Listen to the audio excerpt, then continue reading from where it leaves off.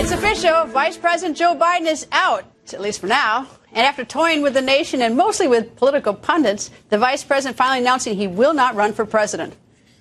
Unfortunately, I believe we're out of time, the time necessary to mount a winning campaign for the nomination.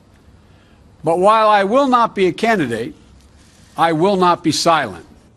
The On the Record political panels here from the Hill, A.B. Stoddard and ABC News political director Rick Klein. Rick, the first tweet everyone went to look for was Secretary of State Hillary Clinton. She says, Vice President Biden is a good friend and a great man, today and always inspired by his optimism and commitment to change the world for the better.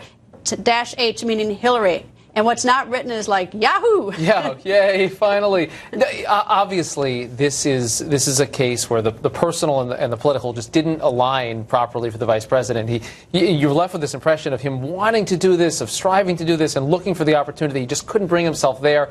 I'll tell you, though, if you look at this, the window that he said is closed, he watched it close along the way. So he saw the political calculation that was part of this, and Hillary Clinton was a big piece of that. She is the overwhelming front runner. He would have had to run a harshly negative campaign to get past her. I'm convinced of that. I think he was convinced of that as well, and I think that contributed to this. All right, well, her campaign hits the skids for some reason. It's a long time before the election. He will probably jump in to save the party, as they say. All right, A.B., the other tweet, I must admit, I called into the office. I said, what did Donald Trump tweet?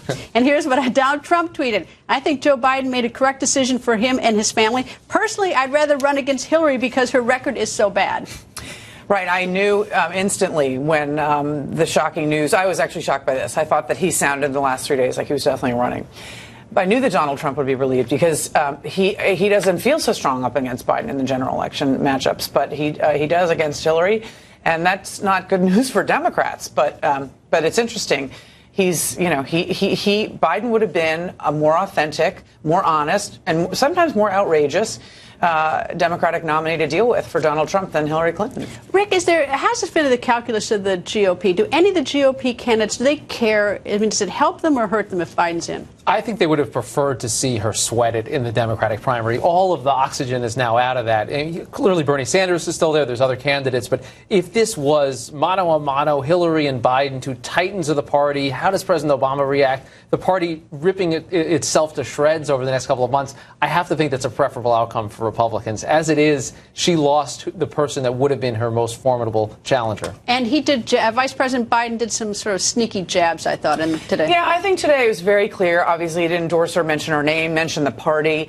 He made it very clear. He didn't mention her name? I don't remember. He didn't mention her name? Oh, no, not at all. And he didn't even say say we need to elect a Democrat. I mean, he just basically gave the speech that he would give if he was announcing that he was a candidate. He talked about his positions. And he's really been putting a lot of energy in these past few days into drawing, highlighting differences with her. And I think he continued to do that today. And he showed he was ready. And if she's indicted, the party will run to him, beg him to run, and he'll be ready. And the headline is Stay Tuned. Anyway, Rick and A.B., thank you both.